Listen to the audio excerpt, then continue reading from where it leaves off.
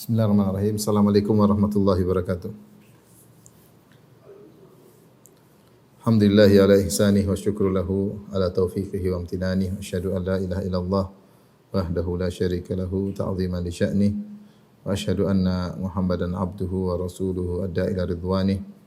Allahumma salli alaihi wa ala alihi wa ashabihi wa ikhwani.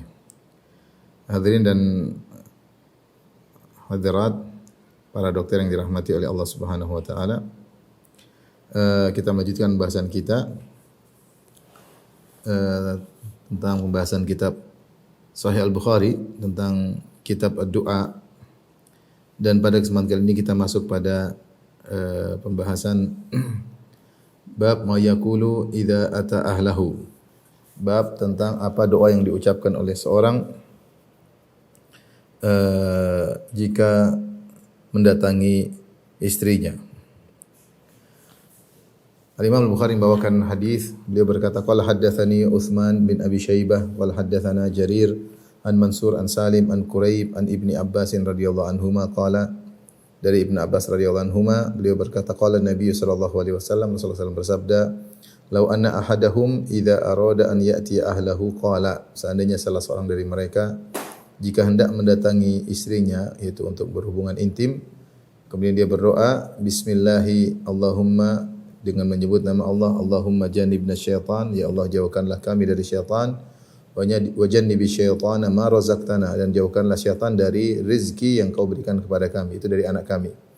Kata Nabi SAW, fa innahu in yuqaddar bainahuma waladun, jika seandainya ditakdirkan hasil hubungan intim tersebut anak di antara mereka berdua, fi dzalik lam yadhurruhu syaitanun abadan, maka syaitan tidak akan beri mudarat kepada anak tersebut selama-lamanya. Saya ulangi, Rasulullah SAW bersabda, jika salah seorang dari mereka ketika mendatangi istrinya membaca doa bismillahi Allahumma jannibna syaitana wa jannibis syaitana ma razaqtana, yang artinya ya Allah, dengan menyebut namamu, ya Allah jauhkanlah syaitan dari kami dan jauhkanlah syaitan dari anak kami, yang rezeki yang kau berikan kepada kami, yaitu anak. Jika, kata Nabi, jika ditakdirkan hasil hubungan intim tersebut ada anak, maka syaitan tidak akan beri mudarat kepada anak tersebut selama-lamanya. Ikhwan dan akhwat yang dirahmati Allah Subhanahu wa taala, sungguhnya syaitan berusaha menggoda manusia dalam segala hal, ya. Bahkan nongkrong untuk menggoda manusia, seperti dalam hadis, inna syaitana yajlisu li ibni Adam bi atrukih, ya. Atau qa'ada li ibni Adam bi atrukih, sungguhnya syaitan itu nongkrong di seluruh jalan-jalan anak Adam, mau ke mana saja syaitan menyertai, ya. Oleh karena syaitan menyertai manusia dalam segala hal, ketika makan pun disertai oleh syaitan, bahkan ketika berhubungan intim, ya. Makanya di antara tafsir firman Allah Subhanahu wa taala surat Al-Isra ayat 64, wa syarikum fil amwali wal aulad, itu bahwasanya syaitan syaraka, yaitu syaitan menyertai manusia dalam harta dan anak-anak. Dalam harta maksudnya syaitan menggoda manusia untuk menggunakan harta pada hal-hal yang tidak bermanfaat, pada kemaksiatan, ya. Untuk harta tersebut dikeluarkan tabdzir, ya. Atau menggunakan harta tidak pada tempatnya. Demikian juga fil aulad, syaitan juga menyertai manusia dalam anak-anak. Sebagian ahli tafsir mengatakan yaitu bahwasanya syaitan ikut serta kepada manusia, ya, ketika seorang manusia menggauli istrinya. Diriwayatkan dari Mujahid, dia berkata, idza jama'a ar-rajulu wa lam yusammi tawal jan ala ihlilihi fa jama'a ma'ahu, ya. Jika seorang laki sedang menggoda atau sedang mendatangi istrinya, kemudian dia tidak menyebut nama Allah Subhanahu wa taala, maka syaitan masuk ke dalam, ya, kemaluannya, kemudian ikut menjima istrinya. Fadzalika qauluhu ta'ala, oleh karenanya Allah berfirman, lam yatamithunna insun qablahum wala jan, ya. Bahwasanya di surga sana Allah siapkan bidadari yang tidak pernah disentuh oleh manusia maupun jin. Tidak pernah disentuh oleh manusia maupun jin. Oleh karenanya para ulama mengambil dalil dari ayat ini bahwasanya bidadari yang disediakan oleh Allah di surga tidak pernah disentuh oleh manusia dan jin, menunjukkan bahwasanya wanita di dunia bisa disentuh oleh manusia dan jin. Di antara sentuhan jin kepada seorang wanita ketika suaminya berhubungan dengannya kemudian tidak menyebut nama Allah Subhanahu wa taala, maka syaitan ikut menggauli ya. Oleh karenanya di antara agar syaitan tidak ikut menggauli, maka seorang berdoa, Allahumma jannibna syaitan. Bismillah, Allahumma jannibna syaitan. Ya Allah, jauhkanlah syaitan dari kami. Itu ketika kami berhubungan ya. Menunjukkan syaitan hadir ketika seorang hendak berhubungan. Makanya di antara adab ketika berhubungan, seorang ketika membuka pakaian dia bilang bismillah. Karena di antara kalau kita sudah dalam ruangan tidak dilihat oleh manusia, tetapi mata jin bisa melihat. Dan di antara yang bisa membuat jin tidak melihat adalah seorang ketika membuka pakaian dia mengucapkan bismillah. Bismillah sehingga jin tidak bisa melihat auratnya. Apalagi kemudian ketika dia hendak berhubungan dia berdoa, ya Allah jauhkanlah syaitan dari kami. Dalil bahwasanya syaitan hadir ketika itu ya. Kemudian bukan cuma itu, seorang tidak hanya memikirkan dirinya saja dengan istrinya, tapi dia memikirkan hasil dari hubungan intim tersebut yaitu anak. Maka dia lanjutkan doanya dengan berkata, wa jannibisy syaitana ma razaqtana. Ya Allah jauhkanlah syaitan dari anak yang merupakan rezeki darimu, yaitu kalau dari hubungan intim ini punya anak, maka jauhkanlah godaan syaitan darinya. Maka Nabi berkata, seandainya dari hasil hubungan intim tersebut lahir anak, maka lam yadhurrahu syaitanun abadan, maka syaitan tidak akan menggodanya selama-lamanya. Maka ada khilaf di kalangan para ulama tentang makna lam yadhurrahu syaitanun abadan, syaitan tidak akan menggodanya selama-lamanya. Ada yang mengatakan syaitan tidak akan mengganggu badannya, fisiknya insyaallah normal. Ada yang mengatakan syaitan tidak akan mengganggu akalnya, dia insyaallah tidak jadi orang gila ya. Ada yang mengatakan syaitan tidak akan mengganggu agamanya ya. Artinya bahwasanya bukannya dia maksum bukan, tetapi maksudnya dia tidak akan kufur, dia tidak akan kufur ya. Ada yang mengatakan kalau dia membaca doa dan doanya dikabulkan, wa jannibisy syaitana ma razaqtana, dan jauhkanlah syaitan dari anak kami, maka anaknya apapun yang terjadi dia akan mustaqim ya. Mungkin dia melakukan maksiat tapi dia akan kembali lagi. Dia akan kembali lagi. Oleh karenanya penting seorang perhatikan doa ini dan tulus ketika membaca doa ini ya. Jangan diremehkan, diremehkan ya. Karena apalagi zaman sekarang mengurus anak tidak mudah. Godaan di luar begitu banyak ya. Gadget, medsos, teman-teman yang nakal, anak-anak apalagi sifatnya ingin mencoba, kata mereka masih mencari jati diri, mumpung masih muda. Banyak sekali godaan di luar sana ya. Di antara hal yang menyedihkan betapa banyak orang-orang yang mengeluhkan tentang putra-putrinya sudah sekian lama belajar di pondok ya. Sudah belasan tahun belajar di pondok, ketika keluar tidak kuat menahan godaan di luar sana, akhirnya berubah dari jilbab besar menjadi jilbab kecil, akhirnya tidak pakai jilbab. Padahal lulusan pondok, ya demikian juga sebagian anak laki-laki yang tadinya rajin ke masjid menjadi malas ke masjid, kemudian kenal dengan teman-teman baru dan akhirnya tidak kuat iman mereka dan akhirnya terbawa. Di antara hal yang membantu kita untuk mendidik anak-anak di kemudian hari adalah kita berdoa dengan serius ketika hendak berhubungan intim dengan baca doa ini, bismillah, Allahumma jannibna syaitan wa jannibisy syaitana ma razaqtana. Doa yang ringan insyaallah penuh berkah. Ya Allah, dengan menyebut namamu ya Allah, jauhkanlah kami dari syaitan dan jauhkanlah syaitan dari anak yang engkau anugerahkan kepada kami. Karena Rasulullah SAW menjamin sungguhnya kalau ditakdirkan punya anak dari hasil hubungan intim tersebut, syaitan tidak akan beri mudarat selama-lamanya. Dia tidak akan beri mudarat selama-lamanya, artinya bukan berarti anak ini menjadi maksum, tidak. Tapi maksudnya anak ini akan selalu istiqamah meskipun dia terjerumus dalam kemaksiatan, dia akan segera kembali. Kalau dia bermaksiat dia akan segera bertobat. Ya sampai akhir hayatnya. Dan inilah karunia yang besar bagi seorang kalau punya anak yang soleh dan soleha. Ya, sungguh memiliki seorang anak yang soleh atau seorang putri yang soleha adalah seakan-akan seperti surga yang disegerakan. Dan sebaliknya jika seorang memiliki anak yang nakal, bejat, ya, seakan-akan neraka yang disegerakan. Taib,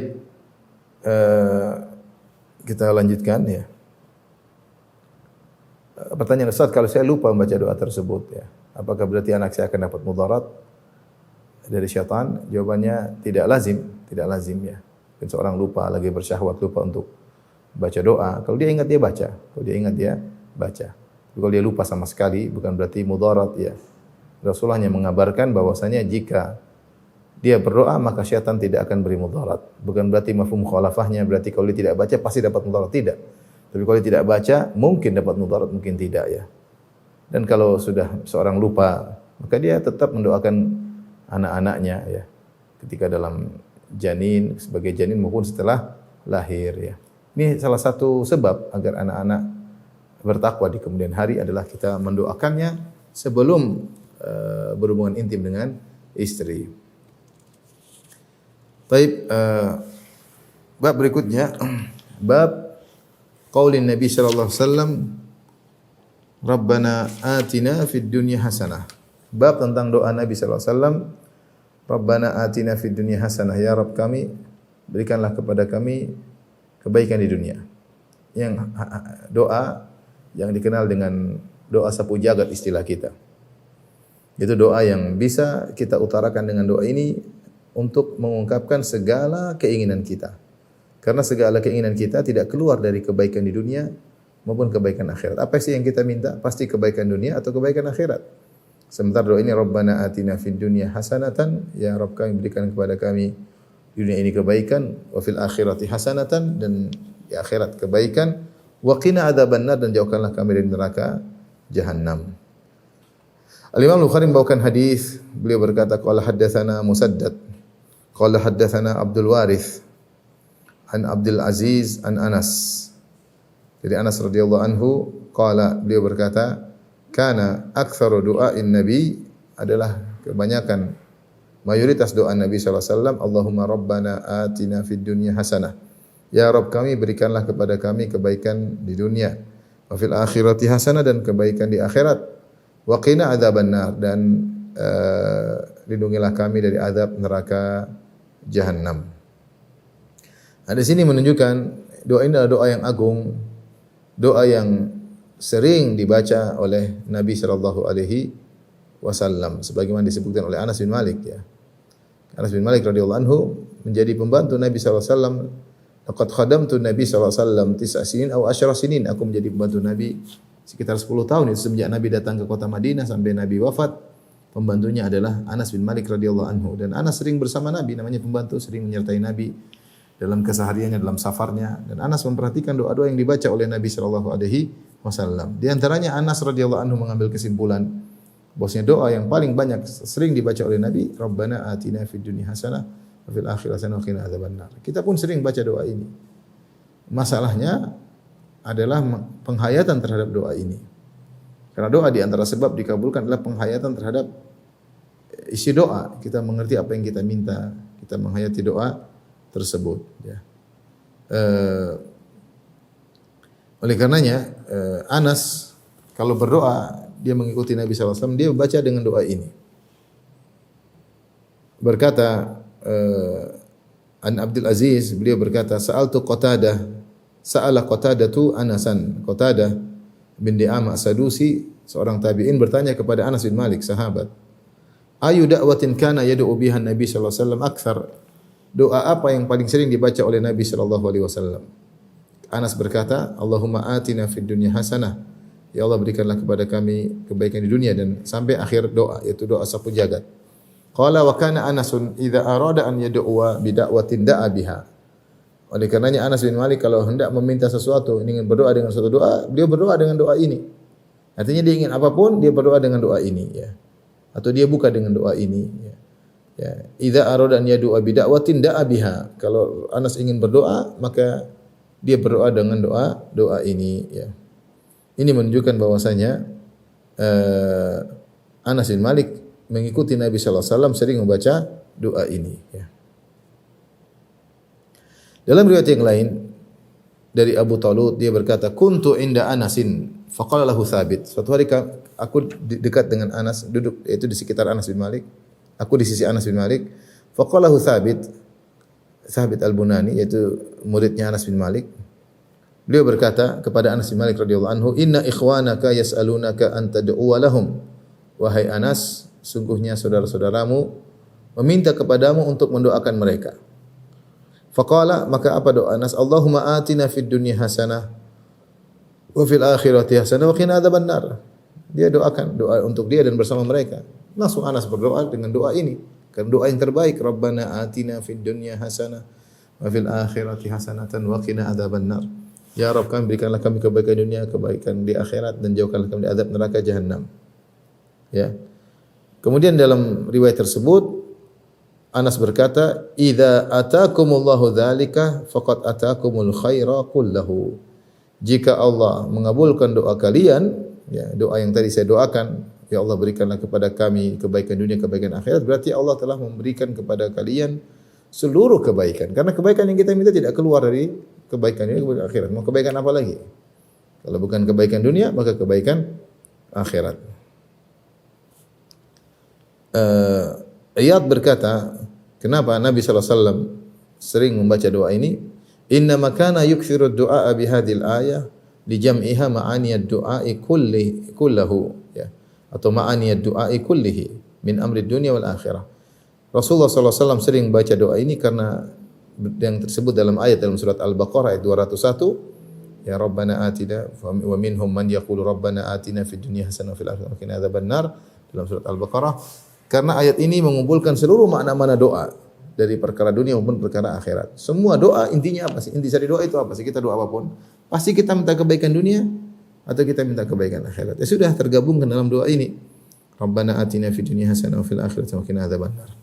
Oleh karenanya, ketika seorang tawaf tidak disyariatkan doa khusus ketika tawaf kecuali antara rukun yamani sampai Hajar Aswad dengan doa ini, Rabbana atina fid dunya hasanah wa fil akhirati wa qina adzabannar. Ini doa yang khusus Rasulullah baca. Selain itu seorang bebas untuk berdoa.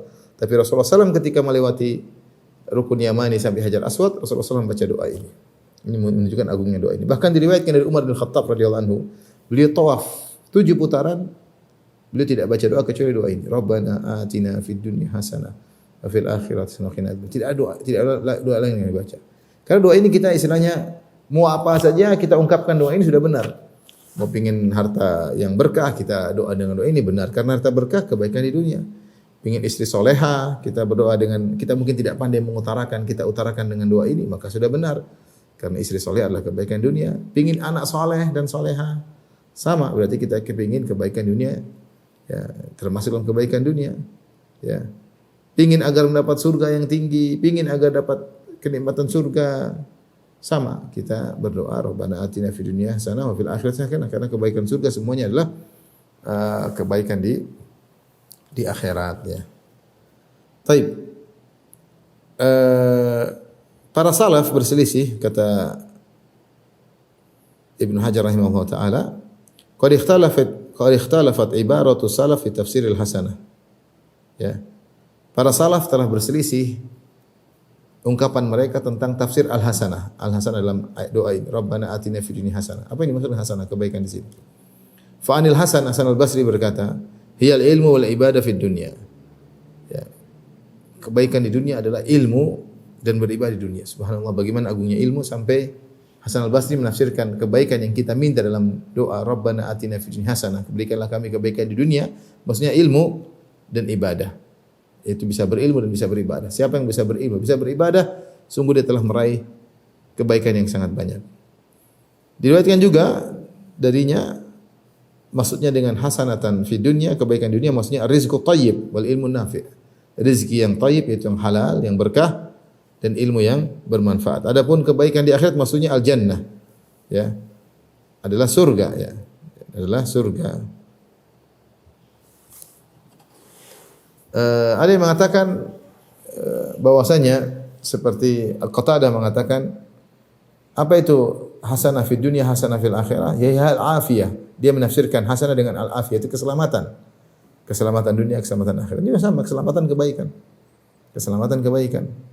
Orang diberi keselamatan berarti dia telah selamat dari banyak mara bahaya di dunia maupun di akhirat, ya. Sehingga Qatadah menafsirkan al-hasanah dengan al-afiyah. Muhammad bin Ka'ab al-Quradhi menafsirkan al-hasanah, beliau berkata, az-zaujatu salihah minal hasanat. Istri yang salehah termasuk hasanah. Dan juga diriwayatkan semisal Yazid bin Abi Malik, ya. menafsirkan hasanah fid dunya maksudnya zaujah salihah, dan benar bahwasanya istri salihah merupakan sepuncak-puncak kebaikan di dunia. Bagaimana tidak? Rasulullah SAW mengatakan ad-dunya mata wa khairu mata ad-dunya al-mar'atu salihah. Dunia adalah kesenangan, dan kesenangan yang terbaik di dunia adalah istri yang salihah. Maka jika seorang berdoa dengan meniatkan untuk mendapatkan istri salihah atau punya istri yang salihah dengan doa ini, maka pas. Rabbana atina fid dunya hasanah. Maksudnya dapat istri yang salihah. Bukan istri yang namanya hasanah ya. Tapi istri yang salihah ya. Kemudian sebagian salaf menafsirkan seperti Sufyan Ats-Tsauri, beliau mengatakan al-hasanah fid dunya ar-rizqu thayyib wal ilm. Ini sama seperti tadi diriwayatkan dari Al-Hasan. Bahwasanya al-hasanah di dunia maksudnya rizki yang halal, yang berkah, yang thayyib dan ilmu. Adapun di akhirat adalah surga ya. Taib, mirip-mirip pernyataan para salaf ya, intinya seputar dengan ilmu, ibadah, rezeki yang halal ya. Ada yang menafsirkan dengan hasanah maksudnya taisirul hisab, dimudahkan. Hasanah di akhirat maksudnya dimudahkan hisab dan masuk surga ya. Auf berkata, "Man atahu Allahul Islam wal Quran wal ahl wal mal wal walad, faqad atahu fid dunya hasanah wa fil akhirati hasanah."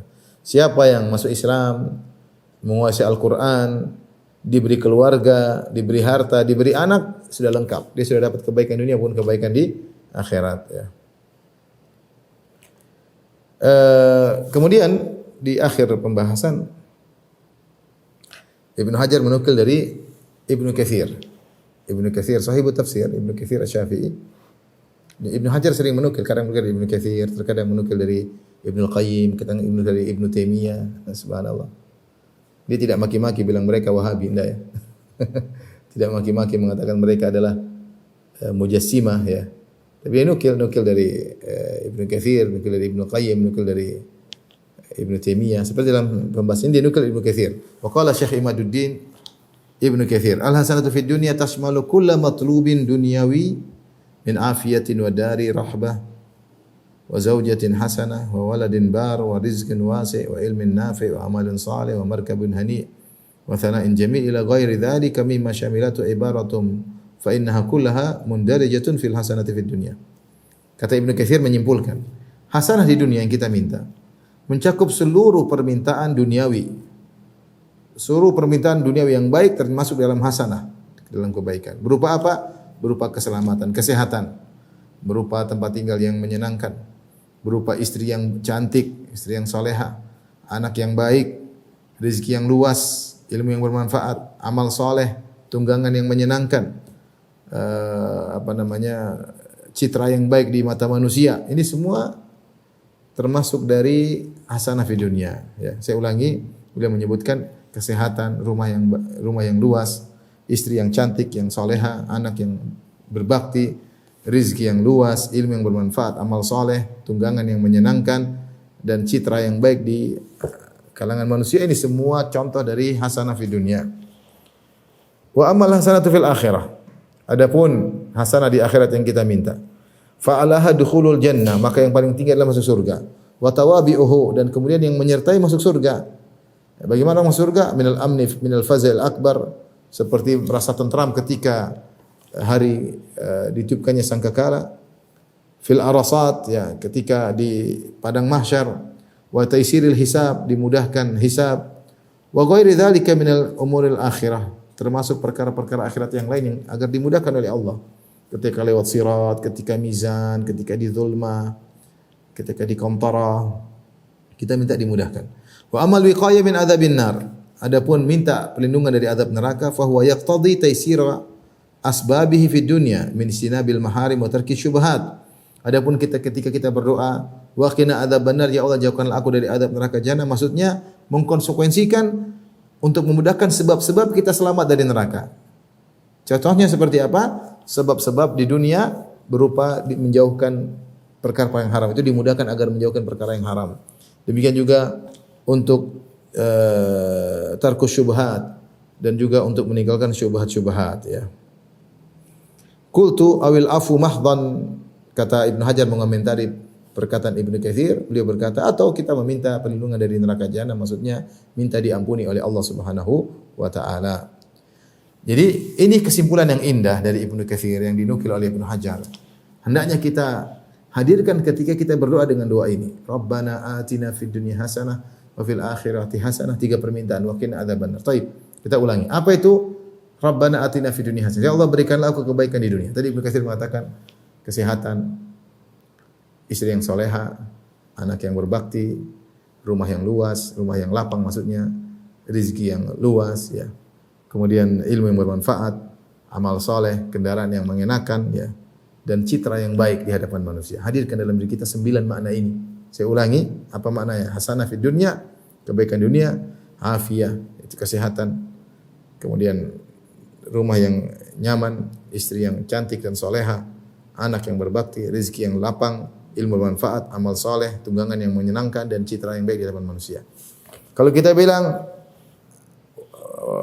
wa fil akhirati hasanah, ya Allah berikanlah kebaikan di surga. Maksudnya adalah masuk di akhirat, berikan kebaikan di akhirat. Maksudnya apa? Masuk surga dan semua hal yang menyertai masuk surga.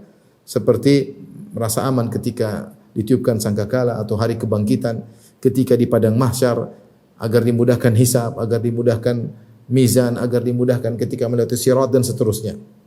Itu maknanya hasanah fil akhirah. Itu masuk surga dan perkara-perkara yang memudahkan masuk surga.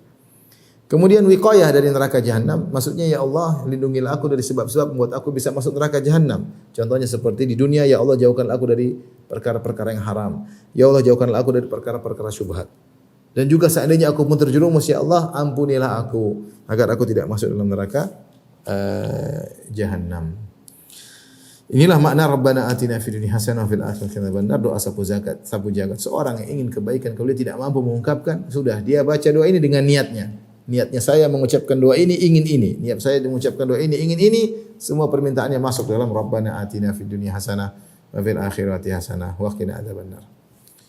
Baik, kita lanjutkan. Bab berikutnya, bab ta'awudzi min fitnatid dunya. Bab berlindung dari fitnah dunia. Al-Imam Al-Bukhari berkata, qala hadatsana Farwah ibnu Abil Migra, qala hadatsana Abidah wa huwa ibnu Humaid an Abdul Malik bin Umair an Mus'ab bin Sa'ad bin Abi Waqqas an abihi, yaitu dari Sa'ad bin Abi Waqqas radhiyallahu anhu. Qala, kata Sa'ad bin Abi Waqqas radhiyallahu anhu, kana an-nabiy sallallahu alaihi wasallam yu'allimuna haula'il kalimat kama tu'allamul kitabah, kama tu'allamul kitabatu. Adalah Nabi sallallahu alaihi wasallam mengajarkan kami doa-doa ini kalimat-kalimat doa ini sebagaimana diajarkannya menulis, yaitu benar-benar kalau orang ngajarin orang supaya bisa menulis, baca tulis tentu serius. Maka Nabi mengajarkan doa-doa ini kepada kami dengan serius seperti orang yang mengajarkan baca tulis. Doa tersebut, Allahumma inni a'udzubika minal bukhl, ya Allah aku berlindung kepada Engkau dari pelit. Wa a'udzubika minal jubn, aku berlindung kepada Engkau dari pengecut. Wa a'udzubika min an nuradda ila ardhil umur, aku berlindung kepada Engkau dikembalikan kepada umur yang terburuk. Wa a'udzubika min fitnatid dunya wa adzabil qabr, aku berlindung kepada Engkau dari fitnah dunia dan azab kubur. Ini sudah berlalu bahasanya, kita ulangi lagi, yaitu ya Allah aku berlindung kepada Engkau dari rasa pelit.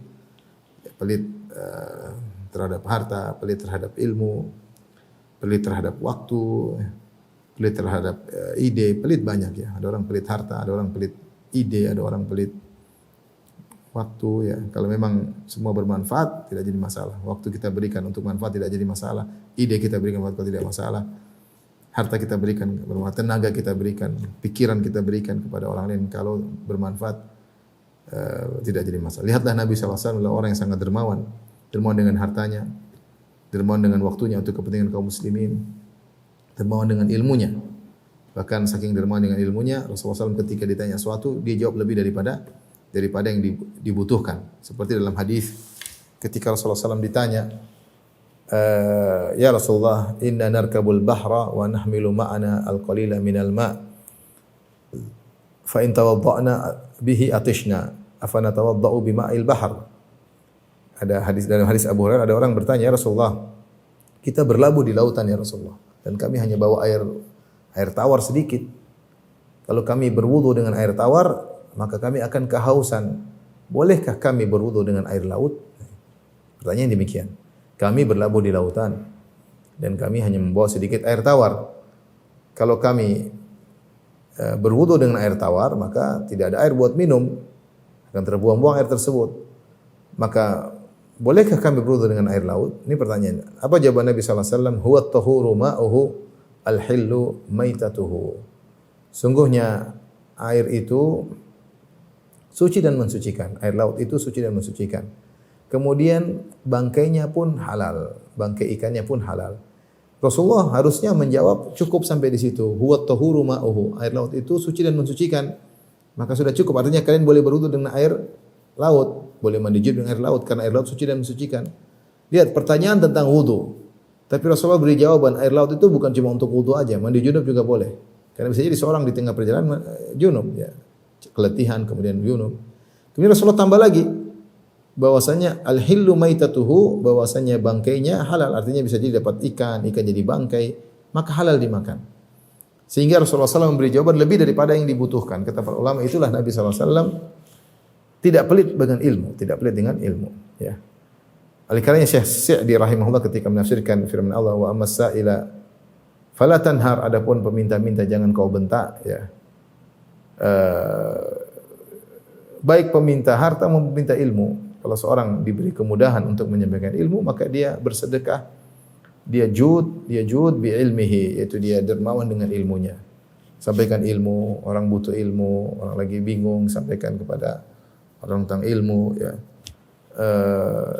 Jangan dibentak, kalau tidak bisa jawab maka bilang Allah alam, ya. Menenangkan hatinya. Ya. Oleh karenanya Rasulullah SAW ya tidak bakhil ya, dan Rasulullah berlindung daripada kebakhilan ya. Semoga Allah menjauhkan kita dari sifat bakhil. Ya'udzubika minal jubn, dan aku berlindung kepada engkau dari pengecut dalam berjihad di jalan Allah, pengecut dalam menyampaikan kebenaran, pekewuh ketika ingin menyampaikan kebenaran ya. Banyak orang pekewuh tidak enak untuk menyampaikan kebenaran ya. Atau tidak enak akhirnya melakukan kemaksiatan. Ini sifat pengecut. Bagaimana seorang tidak enak kepada orang untuk sehingga dia ikut-ikutan maksiat sementara dia enak-enak sama Allah Subhanahu wa taala. Seharusnya seorang tidak enak kepada Allah dan cuekin manusia. Namun banyak orang terkadang bermaksiat karena ingin sama teman-teman yang pada melakukan ikut-ikutan melakukan, enggak enak. Kalau ditanya kenapa? Enggak enak. Dia melakukan bid'ah karena enggak enak, dia melakukan maksiat karena enggak enak, pekewuh. Dia melakukan kesyirikan terkadang pekewuh, enggak enak. Enggak enak. Ini namanya pengecut ya. Seharusnya seorang lebih enggak enak kepada Allah daripada kepada manusia. Maka kita berlindung kepada dari sifat jubun. Wa a'udzubika min an uradda ila ardhil umur. Kita berlindung dikembalikan kepada usia yang sangat buruk. Usia tua di mana dalam kondisi tidak sehat walafiat. Umur tua, kemudian dalam kondisi pikun, dalam kondisi merepotkan, kemudian tidak bisa mengontrol buang air sehingga merepot orang di sana sini. Kita berlindung. Allahumma inna na'udzubika an nuradda ila ardhil umur. Amin ya rabbal alamin. Ya Allah, kami berlindung kepada Engkau jangan sampai dikembalikan ke kondisi umur yang terburuk, pikun, lupa-lupa, kembali seperti anak-anak, suka ngomel, baper dan yang lainnya. Jangan sampai demikian, justru merepotkan orang di sekitar. Kita ingin kalau diberi umur panjang dalam kondisi sehat, bisa beribadah, tidak merepotkan orang sekitar. Jadi dalam kondisi muda untuk bertakwa kepada Allah Subhanahu wa taala. Menjadi poin kita, wa a'udzubika min fitnatid dunya wa adzabil qabr. Aku berlindung kepada Engkau ya Allah dari fitnah dunia dan azab kubur ya. Fitnah dunia banyak ya. Fitnah dunia yang paling menjadi perhatian kita lah misalnya laki-laki fitnah wanita. Hati-hati, fitnah wanita ini sangat menggoda dan bisa membuat orang banyak melakukan maksiat ya. Rasulullah SAW mengatakan ma taraktu ba'di fitnatan adharra 'ala rijal minan nisa, aku tidak meninggalkan fitnah yang paling berbahaya bagi lelaki seperti fitnah wanita. Rasulullah SAW juga bersabda, fattaqud dunya wattaqun nisa, waspadalah terhadap dunia dan juga waspadalah kepada para wanita. Artinya jangan sampai terjerumus dalam kemaksiatan gara-gara fitnah wanita. Fa inna awwala fitnati bani Israil kanat fin nisa. Fitnah pertama kali menimpa Bani Israil adalah terkait dengan masalah wanita. Maka seorang bertawa kepada Allah semaksimal mungkin tundukkan pandangan. Ketika dia berinteraksi dengan gadget, benar-benar berusaha tundukkan pandangan. Kapan pandangan menimbulkan kelezatan, maka dia segera tundukkan. di jalan, semaksimal mungkin. Fattaqullaha mastata'tum. Kita tidak akan bisa selamat. Tetap saja kita melihat yang haram, tetap kita melihat ada yang terbuka auratnya, tetap kita memandang wanita yang mungkin yang menggoda hati, tidak bisa kita hindari. Dan seperti ini mudah-mudahan Allah ampuni yang disebut dengan lamam, yaitu dosa-dosa yang tidak bisa kita hindari. Tapi kita berusaha semaksimal mungkin menjauhi, tidak melihat, menjauhi tempat-tempat yang di situ terbuka aurat wanita, tidak ke sana kecuali terpaksa, menjauhi tempat-tempat tersebut, tempat-tempat hiburan, tempat-tempat wanita membuka aurat. Kita hindari fitnah wanita yang Rasulullah bilang berbahaya. Kemudian juga di antara fitnah misalnya adalah fitnah harta, ya. Likulli ummatin fitnah wa fitnatu ummati al-mal, atau kama qala Nabi sallallahu alaihi wasallam. Kata Nabi, setiap umat ada fitnah dan fitnah umatku adalah harta. Makanya Nabi sallallahu alaihi wasallam pernah berkata, "Mal fakhru akhsha alaikum." Bukan kemiskinan yang aku khawatir menimpa kalian. Walakin akhsha alaikum an tubsata lakumud dunya kama busitat an tubsata alaikumud dunya kama busitat ala man kana qablakum. Tapi aku khawatirkan adalah fitnah dibukakan dunia bagi kalian, harta berlimpah ruah. Ya. Kama sebagaimana dibukakan bagi orang-orang sebelum kalian. Fatanafasuha kama tanafasuha. Maka kalian pun berlomba-lomba untuk mencari dunia yang perbanyak ini, perbanyak anu. Sebagaimana umat-umat sebelum kalian berlomba-lomba memperbanyak dunia. Fatuhlikukum kama ahlakatuhum. Dan akhirnya dunia tersebut, harta tersebut membinasakan kalian sebagaimana telah membinasakan umat-umat terdahulu. Fitnah dunia sekarang masuk, ya. Hubud dunia, cinta kepada dunia, tidak terbatas kepada orang-orang umum, bahkan orang-orang yang bergeliat dalam urusan agama juga terkadang atau sering terjerumus dalam fitnah dunia, ya, fitnah dunia. Oleh karenanya para dai, kemudian para penggerak-penggerak dakwah, hati-hati. Fitnah dunia sangat berbahaya. Bahkan fitnah ini pernah menimpa sahabat yang Allah sebutkan dalam Al-Qur'an. Ya, wa asaitum min ba'di ma arakum ma tuhibbun minkum may yuridu dunya wa minkum may yuridul akhirah. Ketika perang Uhud, para sahabat keluar menuju perang Uhud dengan niat yang ikhlas, dengan rela berkorban, dengan raga dan jiwa dan harta. Tentu tidak ada terpikirkan dalam benak mereka mencari dunia. Tapi ketika fitnah di hadapan mata, ketika musuh sudah kabur, walaqad sadaqakumullahu wa'dahu idh tahussunahum bi'idzni. Allah telah memenuhi janjinya di awal perang Uhud, pasukan semua lari, pasukan musyrikin lari. Tiba-tiba orang-orang di bawah mulai mengumpulkan ghanimah. Maka yang di atas Jabal Rumat, di atas bukit melihat juga harta. Rasulullah padahal sudah larang jangan turun dari bukit tersebut. Tapi mereka punya syubhat, kata mereka, kita menyertai teman-teman kita untuk mengambil harta tersebut karena perang sudah selesai. Maka mereka pun turun. Maka Allah mengatakan, wa asaitum, kalian telah bermaksiat ketika itu. Setelah Allah menampakkan yang kalian suka itu kemenangan. Kemudian Allah timpali setelah itu, minkum mayyuridud dunya. Di antara kalian wahai para sahabat, ada yang mencari dunia. Wa minkum mayyuridul akhirah. Di antara kalian yang mencari akhirat. Ibnu Mas'ud ketika menyampaikan hadis ini, dia mengatakan, saya tidak menyangka, tidak menduga sama sekali, tidak terbetik dalam benak beliau sama sekali. Ada sahabat cari dunia, enggak mungkin. Sampai Allah kabarkan kepada kami, minkum mayyurid dunia, di antara kalian yang mencari dunia. Berarti ada sahabat yang mencari dunia. Tapi setelah itu Allah mengatakan, wala qad afa ankum, sungguh Allah telah mengampuni kalian. Para sahabat diampuni oleh Allah, tapi ini pelajaran bagi kita. Maka jangan seorang pede dengan fitnah dunia. Fitnah.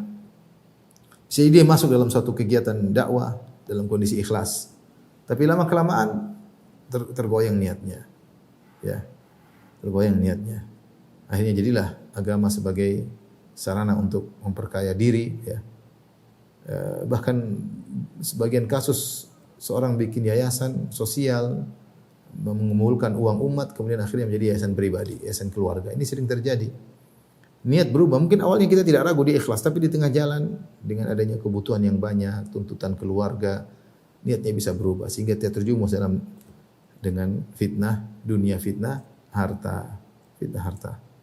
Maka tidak jarang sekarang juga sebagian yang bergaya-gaya dengan kemewahan, bahkan menimpa sebagian para penggerak dakwah yang berusaha harusnya mengingatkan manusia, orang-orang dengan akhirat, malah menyibukkan manusia dengan mewahnya dunia.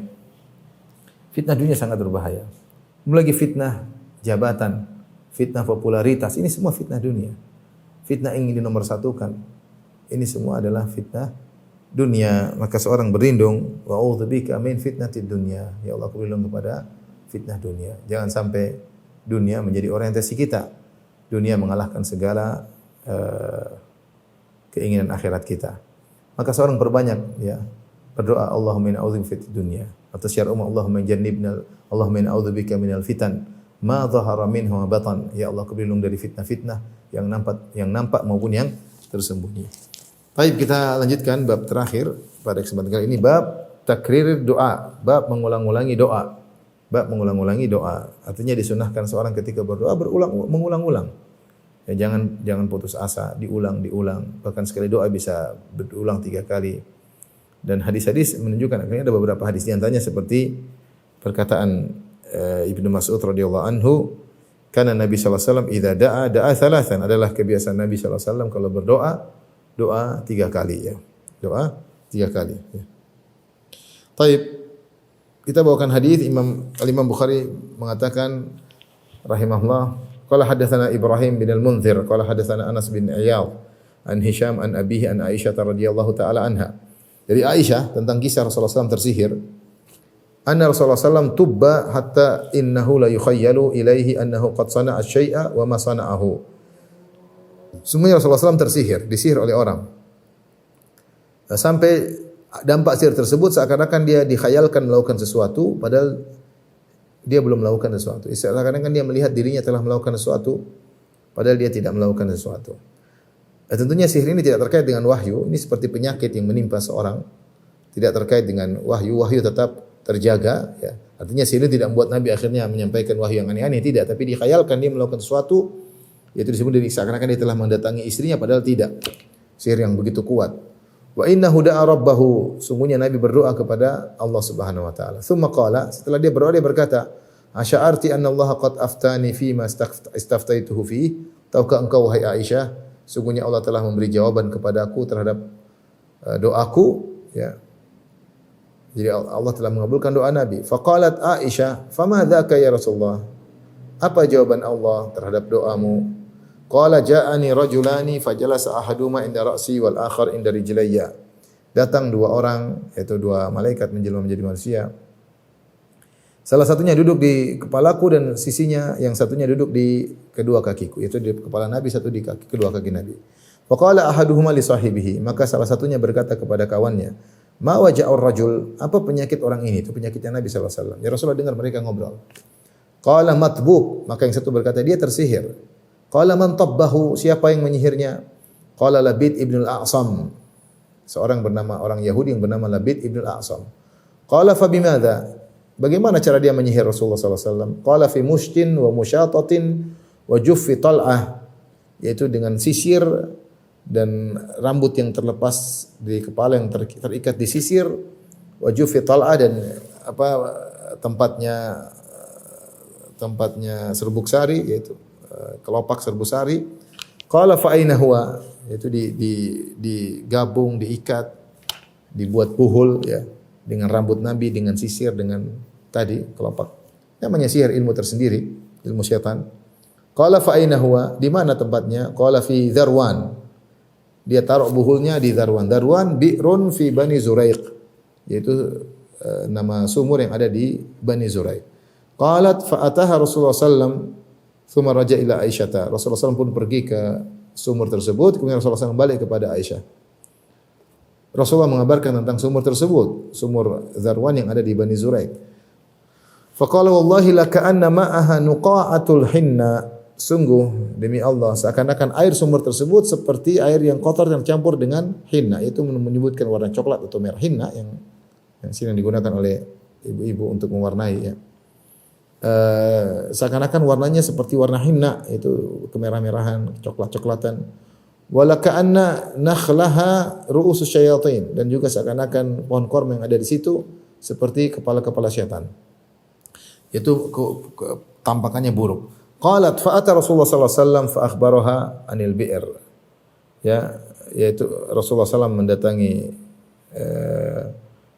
sumur dan mengabarkan kepada Aisyah tentang sumur tersebut. Faqultu ya Rasulullah, fahala akhrajtahu? Ya Rasulullah, tidakkah kau keluarkan buhul tersebut dari seumur tadi.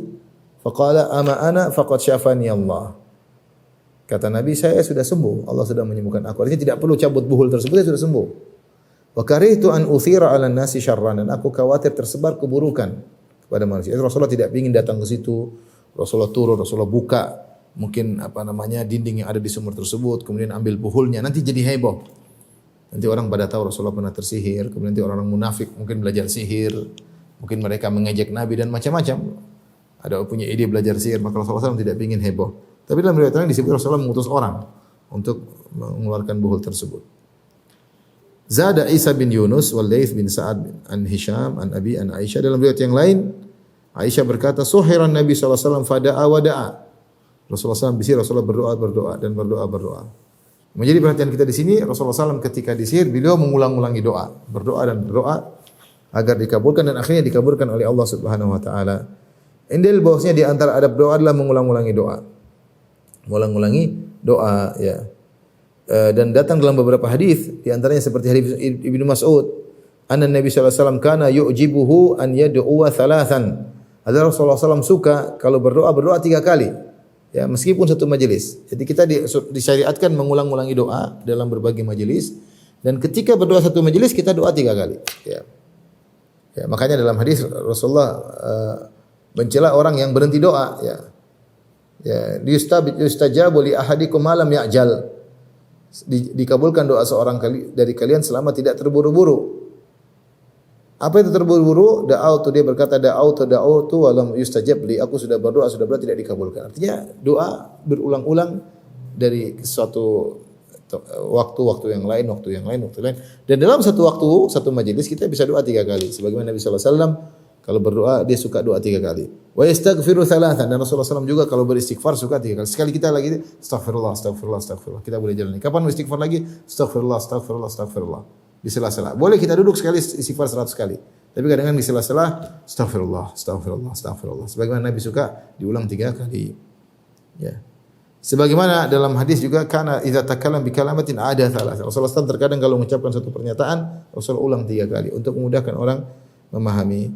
Ini cara adab dalam berdoa, maka doa diucapkan 3 kali atau berulang-ulang baik dalam satu majelis diulang 3 kali atau diulang-ulang dalam majelis-majelis yang lain. Sebagian riwayat tadi Rasulullah tsumma da'a wa da'a, Rasulullah berdoa kemudian berdoa sampai akhirnya Allah kabulkan permohonannya. Demikian apa yang saya sampaikan. Wabillahi taufiq wal hidayah. Assalamualaikum warahmatullahi wabarakatuh.